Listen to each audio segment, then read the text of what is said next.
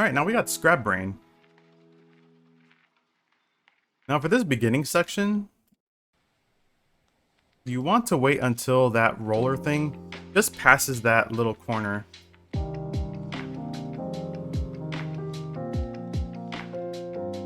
That way you can catch these cycles here. Gotta wait for it to just come up there. But right about here, you want to see the entrance like that, like pointing to the left. So right as you land on the switch, you can go in there. And then you're gonna head into these ice cream sandwiches, as I like to call these. And they turn every second. So then on 15 seconds, this platform should show up. So you want to try to make this section here in like right before 15 seconds. Otherwise, if you're just slightly later than that, this platform will not show up. So then we just continue on, do a full jump off that second ledge, and avoid these flamethrowers. And you want to stand on this ice cream sandwich to see the other platforms to the right show up. So that way, once you see that happening, you can just go right across. And I would suggest avoiding this caterpillar here. If you try to roll into him, there's like a chance where you can actually get damage from it, and that'll lose some time. But right as you enter this tunnel, start rolling. And then you could try to jump on the ceiling to land on the switch without having to approach it and then jump on it.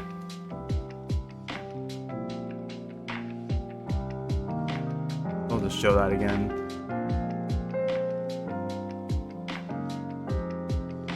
So make sure you don't fall off these ice cream sandwiches here.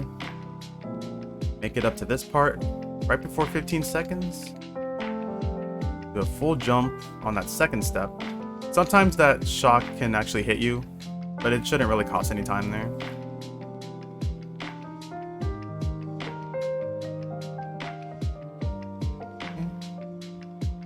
So yeah, you do a jump like right towards the end of that section, and then you should be able to land on this switch like that. So we do the roll. And then you want to jump right away on those red platforms, otherwise you'll pretty much fall down and then the cycle's all screwed up for those platforms.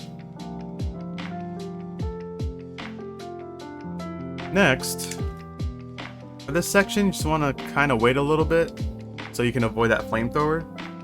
So kind of like a 1 second wait. And then you just finish the level normally. And you should finish with the 44.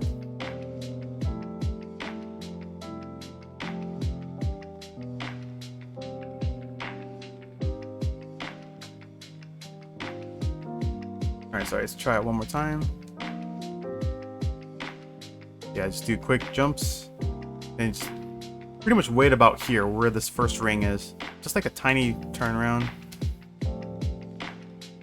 And that way you'll be able to avoid that flamethrower. And yeah, 44, 45 seconds. Like that should be a good goal time to have.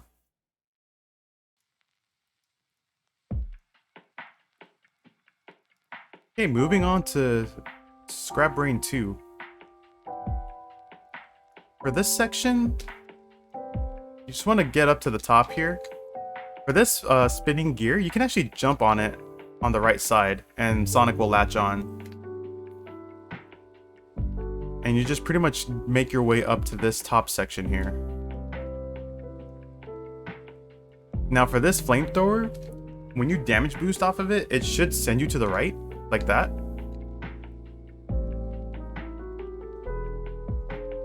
And then you just need to make sure that you avoid the swinging ball and chain there. Yeah, pretty much like these will be on a cycle. You just want to make sure that you avoid those. And they all move in the same direction too. So they're not going to change. Like those swinging ball and chains are moving at the same direction, like every single one of them in this level. So yeah, it's going to be to the right, then it's going to start moving to the left. So you can pretty much kind of slow down a little bit to see where they're going. And then for this section here, I'm going to jump underneath these crushers to kind of get Sonic moving to the left a little quicker. Now this part can either save you time or lose time. And the reason being is that there are normally 2 ring boxes and you have to bounce off one of them. Sometimes one of them can despawn. So there is a visual cue for this. So you want to just do a jump, and then you want to line up right against this pipe here in the background. And then just hold the jump button so you can get more jump height off the bounce. If you end up missing this, then you have to wait for the platforms to show up, and it'll cost like about maybe a couple seconds or so. Now for this next conveyor belt section, there's gonna be 3 grinders here. You can take damage from any of these and then just kind of get across, but you want to make sure that you only get hit once. And then for the remainder of the level, just avoid getting hit. And just kind of watch where those swinging ball and chains are going. So yeah, I'd say under 53 seconds you should be good for this stage. So I'll just do it from start to finish.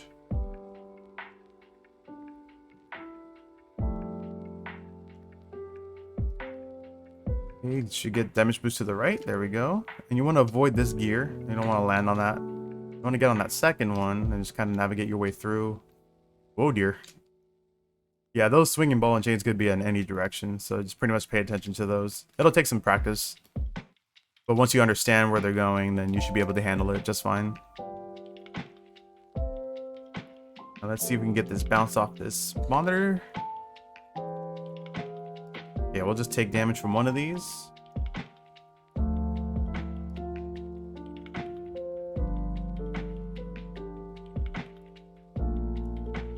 Okay, you're gonna watch out for the swinging ball and chains. I didn't watch that one, but that's okay.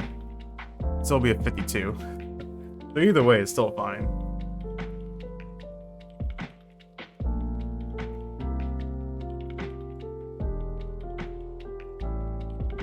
Now, Scrap Brain 3, this is actually the shortest stage of the run. Otherwise, it would be a really long stage if you take the long route. So for Scrap Brain 3, just follow this route here. So right as you step on the switch, just pass that moving platform and keep going. You don't want to go like on the upper section. And you just pretty much navigate your way through this section here. Don't fall, otherwise you'll take the longer route. And then for this part, as I walk off that block there, I start rolling, and then I'm holding the jump buttons while I'm descending into the water. Reason being is we're going to bounce off a burrow bot here, and it can take us up to these, like this part of the step up here. And then just kind of ascend your way up, and that's the stage. Like that's the end of it. So I got here in 23, like anything under 23 you're fine. Like 21 or 22 is good to have for this stage. I'll just do it from start to finish.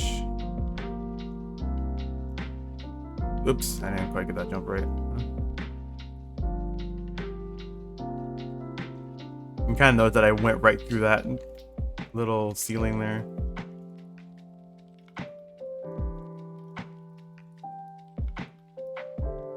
Just make your way up here. If you end up going past that block, you can I just suggest hold the jump button.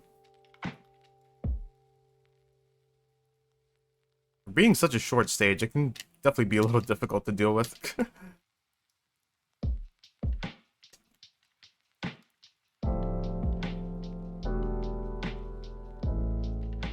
There we go. We'll roll off of that.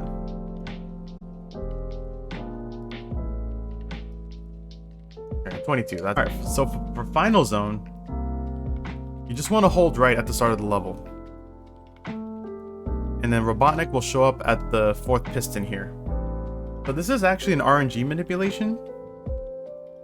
And as you can see on the pillars, the top 2, those are 1 and 3. The bottom 2 are labeled 2 and 4. So without doing the pause buffering in the beginning, just hold right at the start of the stage, and then Robotnik will always show up on the 4th pillar. And right as you hit him, you want to make sure you don't have any inputs. So like no directional inputs, like none of that. So right as you bounce off of him, let go of everything, and then Sonic just pretty much get pushed back. It should look something like this here. So I'm holding right. So I jump into him, I'm letting go of everything. You kind of saw how Sonic just got pushed back. Then now for the second hit, he'll appear on the third piston. You just jump towards him and then just let go of everything. Third hit, he'll appear in second. And then fourth hit, he'll be on the fourth again. And then fifth hit, he'll appear in number 2 again. Or number 3, sorry. Sixth hit will be on 1. And yo, Fozon, thanks for the raid, dude. And seventh hit is number 4. And then for this final hit, you can slightly delay this, so you can get like a 113. But this will be a 114, so this is pretty much like a 1 cycle boss fight here.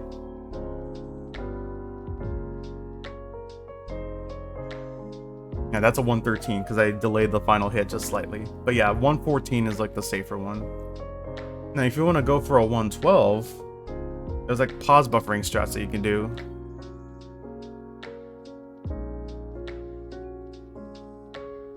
And he'll actually appear in a different spot. And I'm actually not really consistent with this beginning jump here.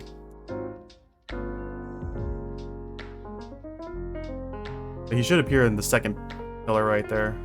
Or the... Yeah, that's number 2. And then number 1. Those would be like a completely different like order.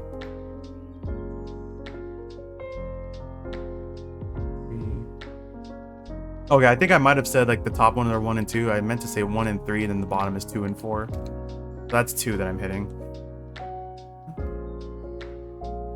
So shoot up in this bottom one again.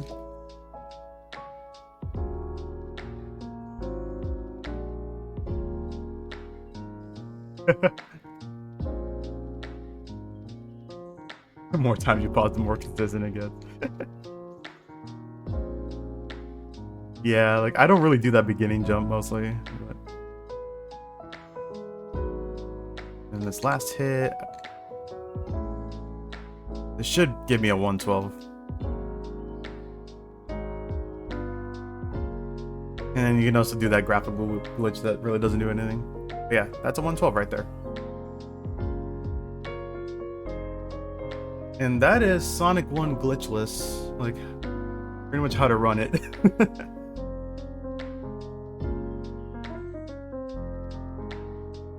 So yeah, I guess for the time being, like in terms of beginning strats, I'd recommend trying to go for the 114 or 113. So like not having to do like the pause buffering in the beginning. But if you would like to try to go for the 112, practice the pause buffering, and it's going to be a different pattern. So that's one thing to keep in mind. So the first pattern, I'll type it up in chat right now. That's for the non-pause buffer. And then for the second one, let's see, what is it? I still don't remember this one. Is it 2, 2, 1, 3, 2, 2, 4, 3, 1? Yeah, that's... There we go. I always keep forgetting the numbers for that one. But yeah, Fozon is also a Sonic 1 speedrunner. He's currently working on the glitch category, trying to get the world record and the first sub 9 in that one. And he also has a tutorial on how to run the glitch category of this. So definitely check that out if you're interested in that. But if you're interested in running Glitchless, hopefully this will give you a ton of insight on how to run it. You vow to never play Glitchless again? It's okay, I'm kind of the same way when it comes to like glitched, but yeah. But anyways, that is the conclusion of the tutorial. Hope this will help you guys out in learning the category. And again, if you have any questions, feel free to reach out to me on Discord. You can also reach out to me on Twitter or on Twitch, whichever. ask me any questions. You can. There's also like a lot of Sonic 1 runners that, whether it's like glitched or glitchless, you can ask them questions as well. Very helpful community. Like honestly, the Sonic community is like really amazing. Like there's like a lot of cool people in there.